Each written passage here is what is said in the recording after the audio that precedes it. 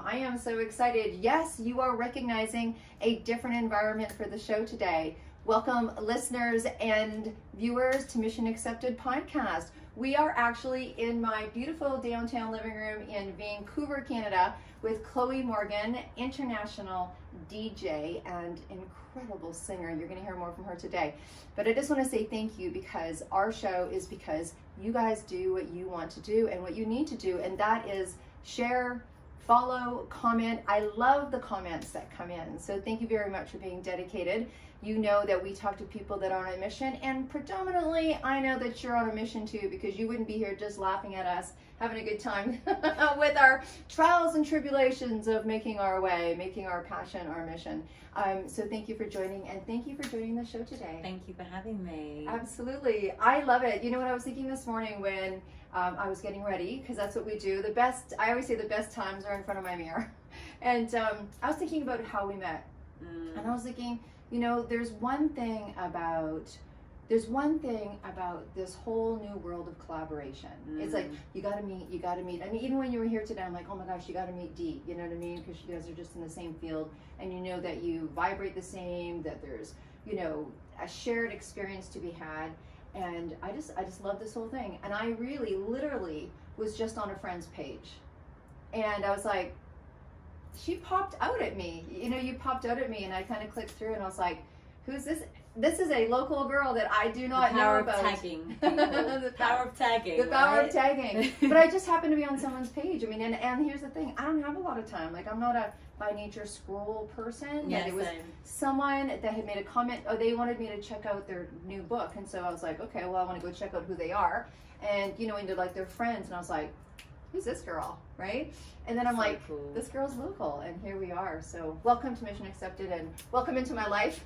Yeah, well, thank you. I mean, and, you know, I just really appreciate people like you too, you know, because I think a lot of like people these days, they're afraid to make those connections. They're afraid to like take those steps, and I think we're very like-minded in that way. We don't let fear kind of like stop us, you know, from making those connections. So I really appreciated you reaching out, and I was like, this woman's really cool, you know, and you right away were like, I gotta have you part of what we're doing. So yeah, that's really awesome. No, that's a good point, because I think that there's different times in our life. I think as we get wiser, I'll just use the word wiser, we kind of get braver. I know I was listening to... And careless. Yeah. Careless about what people think. Yeah, absolutely. And you're like, reach out, don't reach out, and not taking it personal. Not taking it personal, right? We've got so much going on in our lives. We have so much going on in our lives that if someone sends us something, I'm sure you and I both do our best to get back, even if it's like, hey, super busy right now, call me at the end of June when my project's over, or whatever it is. And then call back at the end of June. Like, people have things going on and just not taking it personal, right? And recognizing that humans are humans. So absolutely, yeah, I think that's probably one of the biggest lessons, is not taking things personally, because it's not about you, you know, it's always about them. It's like what they're doing, what they're struggling with. And the thing is, one thing I heard this a long time ago, or maybe a few years back, was people are literally thinking about themselves.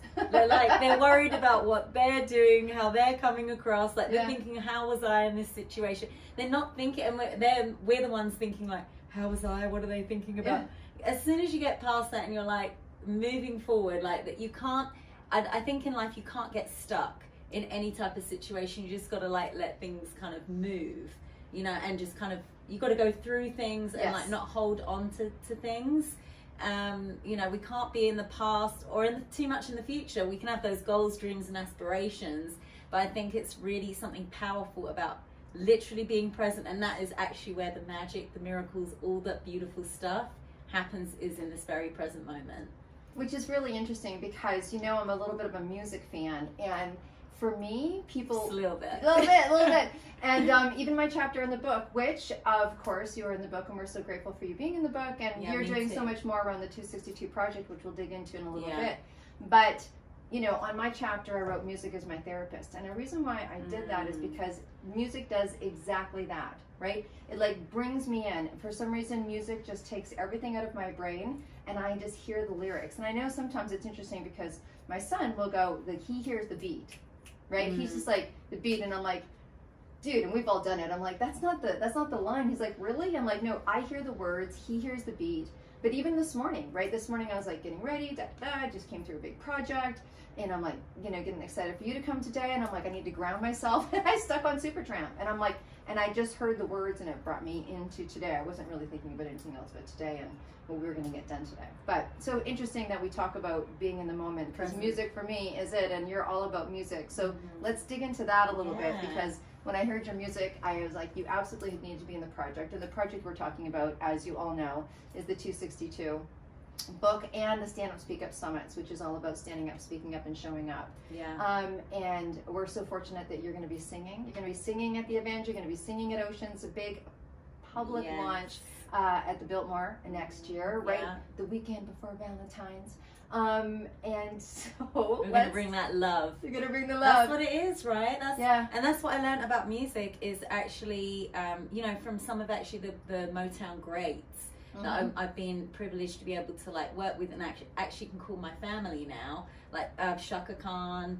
I actually just saw Shaka Khan when I was in Los Angeles a month or so ago, and that was incredible. You know, and just meeting, you know, and being able to like steward those relationships. Actually her sister is like my mother. She's like a second mother to me. Oh, wow. And so she's been amazing when it comes to like counsel, mentorship, you know, within the industry. But music, what I learned from Linda McCrary actually, who's sung with people, you know, lots of people in the gospel you know, community of music, like some of the greats, like she toured with Billy Graham. Anyway, she said to me, she was like, you know, music has got to be sung from the heart. Yes. You know, and that is where the greatest music really comes from. And so when we listen to music that has more of a negative sort of like, you know, vibe, and I don't want to like sort of pinpoint genres, but you know, it's not a secret that hip hop, you know, actually when hip hop was created, it came from like that loving the community, building relationships. It was like, it came actually from that love vibration. But as time has gone on, the messages change. I think we can all agree with that in hip hop music, right? Yeah. And so it's brought a lot of like negativity, where there is, that wasn't what it was about in like originally what hip hop was about. It was like, you know, bringing love to the community and helping one another and all those things. And so but that is really where music, I believe, really needs to come back to, and I think artists really need to tap in to that place of, you know, love within themselves, because it really starts from, the journey starts from within. You can't find it externally. It's like no man or person or baby, no one is going to bring that love to you, you know, that only you can really find deep within. And I think that's such a journey. Like what you just talked about is such a journey, but also the love within is such a journey. And I think by nature, we do get external, like we do feel loved to hear or pulled in a certain direction, and it helps build on that. But I think as you have a few days back to back on this gorgeous planet of ours, that you start to realize that there's times where you need to dig deep and you need to pull it from yourself. Like you need to love yourself, because look at no one, no matter how much money, how much success, how much experience, how much this, how much that, no one gets to sidestep the journey of self-love. Yes. No one also gets to sidestep the journey of things that happen. They're out of control. The inner work. Like the out of control things that happen. Like we get our hearts broken, no matter how good we are in our craft or what it is that we do, no matter how great projects that we do. Like we have these experiences where our heart gets dinged, our heart gets broken. We go to work one day in a job that we absolutely love and the company's closing. Like we all have those dings, right? And then that's what kind of forces us to have that conversation inside, which I'm a huge believer in journaling. But look, you've had a really interesting journey, and let's talk a little bit about how you came upon singing. I know when I first met you, you're like, I was in a girl band in London and doing this and doing that. And I'm like, wow, you've had a varied path, as many of us have. And the endurance. I mean, our show, we talk a lot about the mission. It's not, I don't think it's so much about, I need to do this, I'm so excited. It's about saying that 5 years later. It's about the mission and the journey that it takes you on. So maybe share with us, because I mean, I did share with you obviously that I was in a girl band. We were signed to Warner Brothers, but it actually, my journey started a long time before that. Right. You know, I would say I've been on the stage since I was about 4. You know, I started doing, you know, with dancing like ballet and tap, and then I was playing music, like a violin from like, I think probably 5 or 6, something like that. But singing as long as I can remember. Right. You know, and I always knew, I was like, this is what I'm going to do. Like, I always have known that. It's never been a point in my journey that I've been like, what am I here to do? I've never been that person. I've always known exactly what I was here to do. And I think obviously, like, as time goes on, it does shape a little bit different. And I think what I've learned throughout the journey is it's not really about me. It's really about other people. It's about how we can help this planet and how we can, just steward better relationships, and how is our gift serving somebody else. And I think that that's where the shift has been, from like self to selfless. Right. And that's, I think as the journey goes on, it should really become more and more selfless. Right. Because I listened to something the other day, and this guy was saying, when you become selfless, you're not thinking about yourself anymore. You're not.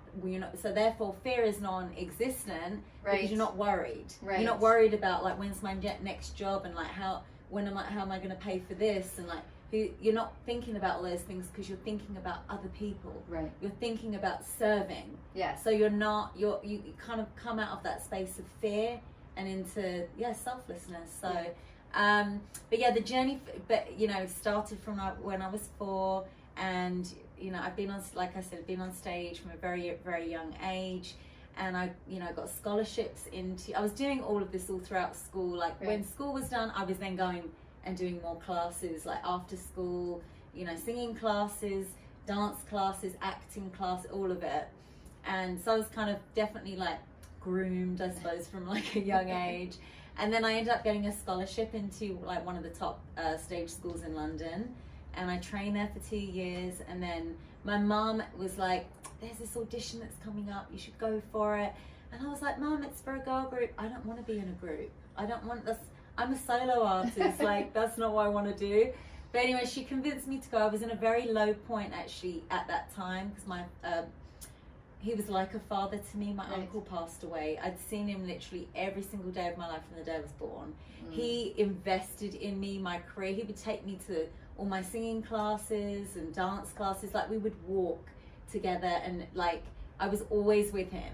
And then he ended up having I think it was an aneurysm, and like everything just like kidney failure, like everything just happened in one day. And it was like my whole world just like blacked out. Right. And I went into like some serious depression. I started developing it was before that I started developing an eating disorder, because my mum was already gone through at this point like 2 divorces. Right. And I was sexually abused as a child, and like things, that added to the place of me wanting to control something, right? And when my uncle passed away, it was like the thing I just held on to. I was like, well, this thing, you know, I mean, it served me, not in a good way, obviously, but it served me in the sense of like some type of comfort, something I could control, where everything was out of control. I was able to like grasp onto something. And, I obviously went on that journey, which was like over a decade-long journey of trying to come out of like that place of depression, having an eating disorder, all those things, and everything that ties around that problem. Right. Because when you have a problem like that, your whole world revolves around it. Yes. Like any addiction, it always revolves around that one thing, because again, it's not about it's about thinking about yourself again, right? And actually it was interesting. I was talking to, at that time when I was really struggling, I was talking to a pastor, and he said, there's he was explaining about like ME, like the condition ME, and I don't want to obviously like, but he was saying, because obviously everybody's got their struggles, and some of it can be psychological, some of it is stuff we can't control. So no judgments or anything in that sense, but he was saying, think of the word ME. He said, it's me, right? It's thinking about you. He said, when you take that focus off of you and place it onto something else that will really, really help you. And that was something that did speak to me, you know, and like little pieces obviously that have kind of formed the picture to healing and wholeness. Right. But yeah, and then from then, after my uncle passed away, I was in that place of depression, went for this TV show that my mum was like, you got to go do this. I was like, and I ended up getting through, and I ended up keep getting through each stage, and I'm like, okay, this is getting serious, you know. And then I ended up making it to the live shows, and making it to the finals, and I was like a couple of girls out of getting into the actual band. And then we ended up getting signed. The girls that didn't get into the group, we got signed. Oh, okay. And then from there, you know, that was like a year and a half, I think I was with the band. You know, it didn't work out. I think it's really difficult putting a group of girls together, you know, because you have different ideas and visions. And I think, honestly, like, really successful bands, you have to know your role. Right. When people don't know their role, all kinds of problems can stem from that. In any business, I think in any collaborative, you're doing a project, if people don't know where they start and where they stop, absolutely, because then it's like, but everyone's treading on everyone's toes. And then everyone's like trying to fight for their autonomy. Right. So I think any scenario, but absolutely, particularly I think when you're in a media form, you know, like, it's a media form and everyone has trained for that spot. So even, I don't know the other girls, but if you are mostly solo artists coming together who are used to having presence, right? Then knowing that line, that would be, that definitely would be a challenge. Well, we know some bands make it and some bands don't for all sorts of reasons, right? Yeah. And I think, so after I left that experience, then I took like 10 years of still, you know, trying to do what I was doing, but not being like, I wasn't a full-time artist. I was like, you know, having to work all these go back to a normal job. I was like, I gotta leave the country, because I'm like, everybody knows me because I've been on this big TV show. I couldn't get a normal job. Like, I'd go out, people were like, you hear that girl from the girl? And I was like, I'm working in a restaurant right now. Like, this is not working. And thankfully, like, at the time, we filmed a video in Vancouver. That's what brought me here originally. And I met somebody on set. And so I ended up moving out here, you know, being with this person. It didn't work out, but it was kind of like, I would say when I came out here, it was like, I took that time to like heal, you know, just really heal and kind of grow a bit as an artist too. And actually what ended up happening, and this is how the whole eating disorder sort of wrapped up, was my second father, who married my mum, he adopted me and my brother and had 2 more children with my mum. Right. He ended up having cancer and passing away, and I went back to see him and I was like, and we had actually fallen out for a few years, and then we sort of reconciled, and then suddenly he was like gonna die of cancer. Right. So I went back there obviously to spend time with him, and I was in shock. Like, I could not believe what I was looking at. Like, I'd never seen anyone that thin as well in the flesh. Right. And I looked at him and thought to myself, like, he can't help what's happening to him, but I can help what's happening to me. You know, and I think that when he passed away, it was like, I was like, I can't live with this anymore. I can't, like, this person had no control, you know, of them passing away, and they was desperately trying to like not pass away, but yet I have control, and I'm slowly killing myself with this problem, right? And so that was it for me. It was like, I actually ended up going up for prayer, because I was always losing my voice. I ended up going for prayer, and the pastor prayed for me, and even though I didn't get my voice back straight away, the like bulimia, like it was cured in that very moment. And I'd been trying and working on it for years. You know, I was in counseling like years before that. Right. You know, so it was definitely a journey. It can suddenly happen overnight, but it's usually like a journey to kind of get there. Right. And so, from that moment, it was like, I just started I was like, that's it now. Like, I haven't got anything holding me back. I'm going to go to Los Angeles. I'm going to, you know, and then I was like, because I wasn't really dealing with my inner trauma. Right. So instead I was like picking up marijuana and other drugs and like trying to fill that gap now that the eating disorder wasn't filling. Right. And then eventually, like, it just came to a head, right? It was like, I finally hit my like biggest rock bottom, you know, in 2014. It was like my life was a complete mess. I had lost everything. Went back to the UK with literally a suitcase full of clothes to my name. I'd lost everything, the home that I built, everything, and went back home and was like, I gotta do something in my life. Like this is, I was suicidal. I did not want to live because it was like everything was just a disaster. And I ended up reconnecting with God at that time. I was actually prayed for. It was one of the most powerful prayers I think I've ever, like people, I had about 10 people lay hands on me, and I was literally like shaking, like to a point that I was like there's some stuff like this like being broken off of me right now. This is like insane.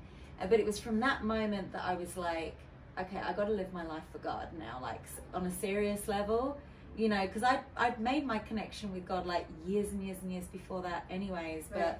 You know, the walk isn't a straight walk. You know? No. It can be a bit like this at times, but this is the mark I think that was like, okay, I'm going to be serious now. Like I need to be serious because my life is like, I don't want to live anymore. Right. So it was that year of healing and like going to everything that you could possibly think that I would need to go to receive healing. I was there at it, like deliverance ministries, Bible studies, like counseling, like whatever you could think of, I was there. Because I was literally like, I'm gonna die. I don't want to live anymore. I was literally that low. But in that year I learned to DJ. And I learned to DJ, and even after 2 months of learning to DJ, I started approaching clubs, and I was like, hey, you know, I'm a DJ from Canada. And like I did not know what I was doing. I was like, I'm a DJ from Canada, and they were like, oh, this girl seems like, you know. And of course they gave me like opportunities, but then they're like, she can't have been doing this. Either she's like not that great, or like she can't have been doing this long. But so obviously it takes time to get, you know, going good and everything. And it was literally 1 year after I was prayed for, I came back to Canada and my career took off here.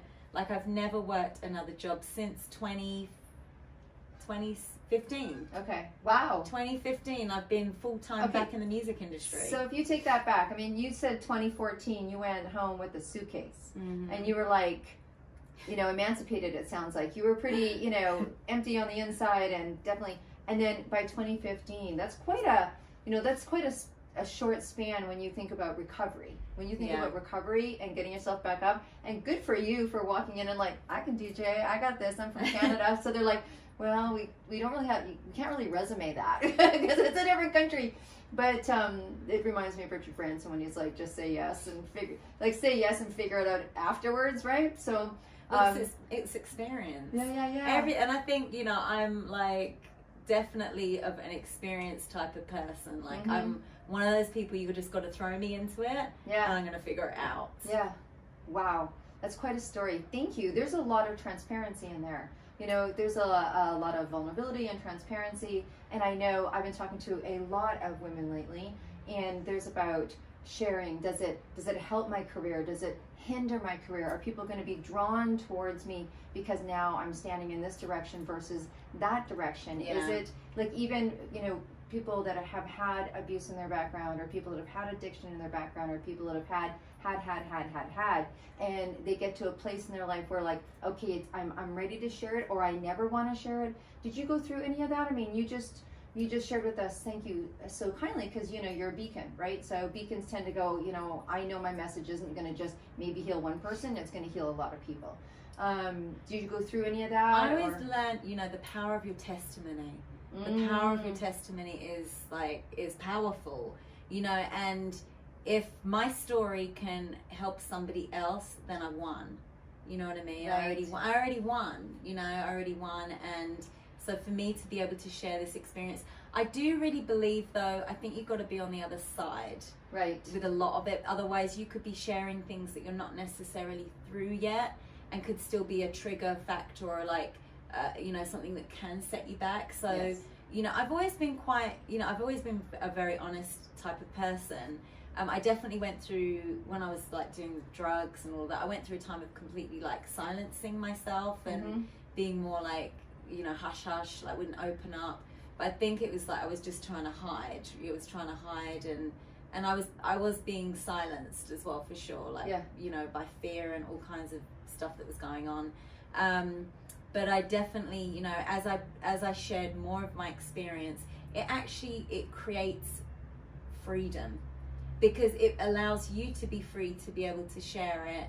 It's like the moment that you break silence, right? It's actually, it's freeing. Yes. And I think the transparency can also give somebody else freedom. Yeah. It can, you know, when somebody else is like, they're like, wow, like if she can do it, I can do it. Like if she can be honest, then I can open up, I can share too. So I really hope that, you know, my message inspires people that way to, you know, obviously work on the things that they need to work on, to help to overcome, but to be able to share so it can help somebody else. It's like your pain is somebody else's gain. Your mess is your message. Yeah, absolutely. You know? So absolutely.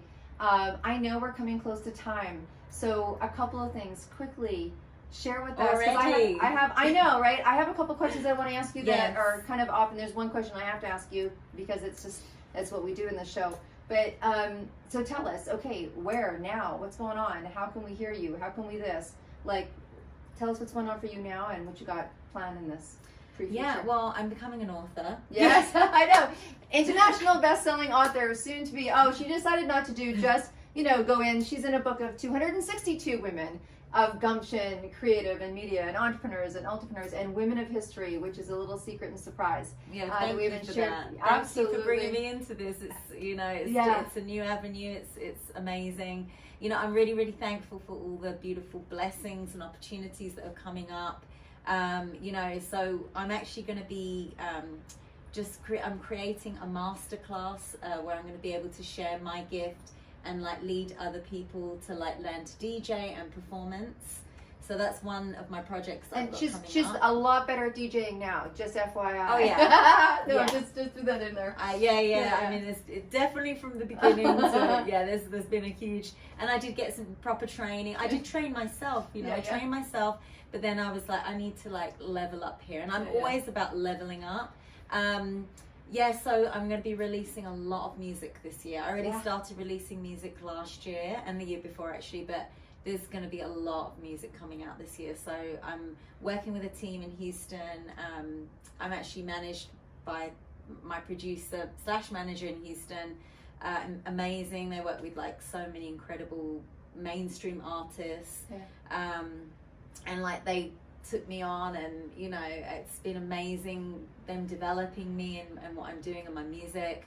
And it's beautiful because my music now that I'm writing with them tells a bit more of my story. It's a bit more, you know, like in detail of, you know, even like my relationship with my uncle. I've got a song about him that's called Like My Own, and what makes it so universal is it brings the audience into the song. It's super cool. It's like one that you would definitely hear at a festival. Like you can actually, we created it so even at the end of the song it sounds like a crowd is singing. It's so cool. That is very cool. Lots of new music is coming out this year. My masterclass, I'm really excited about that. I'm actually going to be starting a clothing line too. Very cool. I'm working with another brand, and we're doing like a pop-up line, so we've got like things happening for that, events this year. We're going to be releasing that this year. I'm also going to be starting a makeup line. I'm like giving you all you're giving it all. You're giving it all, but mainly it's all going to be around my music. So even like with my clothing, like it's all going to be music related. Going to be bringing in like lyrical content and just uplifting, inspiring messages, you know, because I was saying to you, I think that I'm here to be, I think my message is I'm an overcomer. You know, like that's been the story, that's been the threat. Like anything that you throw at me, I'm going to overcome that situation. You know, I've gone through so much, but that has been like the kind of the theme and the thread. The thread that has kind of tied the whole thing is that I've been able to really overcome every situation, and that has definitely got to come through in the music as well. So it's going to be, I'm just trying to think of anything else. I mean, there's a lot like events. Lots of events coming up. Well, we've got. I want to make sure that everyone knows. June 6th in Vancouver at Bimini's. You're going to be spinning and singing Biltmore for us on the 8th of February as well. And we're going to be giving everyone in the show notes. That's 2025, yeah. So we get our 2024 and 2025. Yeah. So, and who knows what else during the year. Oh, yeah, absolutely. A lot of great things. And I know that we've got everything in the show notes of where to find you. In case someone's listening as they're driving right now, pull over before you do this, and wants to look you up, please just tell them your website, and then I've got one last question for you. Absolutely. So you can find me at chloemorganmusic.com. And all of my social handles are on there. Mainly my music platforms is Chloé Morgan Live, one word. And Instagram, because everybody's on Instagram, is Chloé Morgan Official. Absolutely. Yeah. Okay, look, so let's shift gears a little bit. Yes. 2 completely different questions. And one, you're going to go, that's not completely different, but it is. I'm going to take you out of your world of music and put you into the world of music. Okay. But one is, business aside, something we don't know about you, or something on your bucket list, like just a bucket list. Like we're big believers in what you say about comes about. And here's the interesting thing, right? You want something, you're looking for something. Like right now I have Tracy Chapman on my screensaver because I want her to come participate in this party that we're doing. All these hundreds, what do we got? Like 4,000 women that have come to the summits and 33 million. And so I got Tracy Chapman's on my phone. So my big ask of the world right now is get that girl on my phone. Okay, so a bucket list, something that you want right now. Let's throw it out there because you never know. Like you never know. Oh, could it be something in the career or something just... Yeah, I mean, a bucket list. Like if you look at your treasure maps or your journals or a long term, it could be something 15 years from now. It could be personal. It could be anything. Just something on your bucket list. Well, I would say instantly like a tour. Like I want to tour the world for sure. That's definitely, I think probably a goal. But I think on bucket list, bucket list, I want to do an autobiography. Of my life. Nice. Yeah. Nice. Okay. Well, I kind of know this person in books that could probably help you with that. Yes. I don't know, but it's that kind of thing, right? I just threw it out. Yeah, I just threw it out there, right? So, and that's amazing. That it's like it plants seeds, and I believe in that. And so, this is a question that we ask everyone, even if you're in the field. And sometimes it gets a little tougher, or sometimes you know right away. So, look, the last question we ask on our show is, if you are on your way to a desert island, you got this nice one suitcase. And you could slide an album in there other than yours. And where you're going, there's a record player. Obviously, it's a desert island. Every desert island has a record player. And you could only take one album with you. What could you not imagine not ever listening to for the rest of your days? I know. I mean... and it can't be a soundtrack, and it can't be like your playlist. Like, I mean, I would naturally say, like, I love gospel music, and I feel like gospel music would carry me to the end of my days. Like, I mean, I would love to say Michael Jackson, Whitney Houston. I could listen to them like all the time. Like, they're my two. I would say they're one of my two favorite artists on the planet. But I think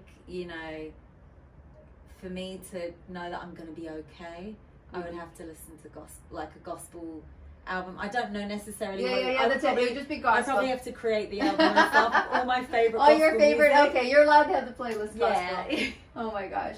Like, there's so much more. Even though we shared so much today, there's so much more that we're going to dig into. And I know this will not be the last time that we're sitting across in a show, a TV show, a podcast show, a radio show, whatever it is that we're going to be doing. Yeah. Thank you so much for coming today. Thank you so much for sharing the way that you did.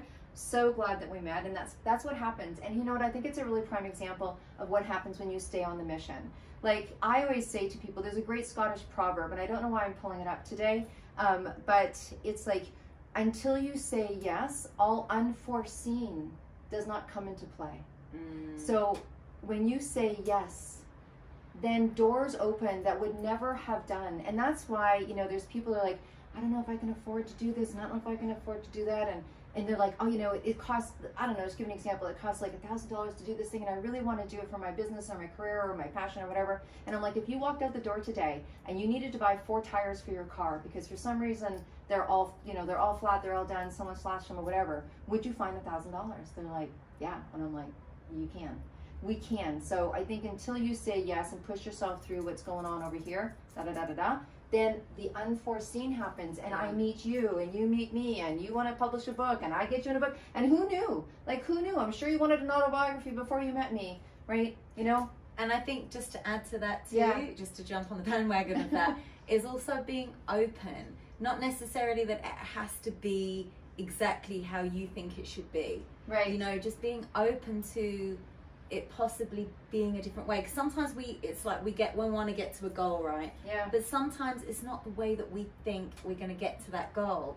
You know, sometimes God acts in mysterious ways, right? And I think from what I've learned is just like be open to, you know, the possibility of getting there a different way, because God knows all the shortcuts. Yes. You know, I mean, I will say a lot of it is doing the work. Like, definitely, like, there's something to be said about, you know, I think my generation, your generation, we came from work. Yes. Like, actually, work ethic. Yeah.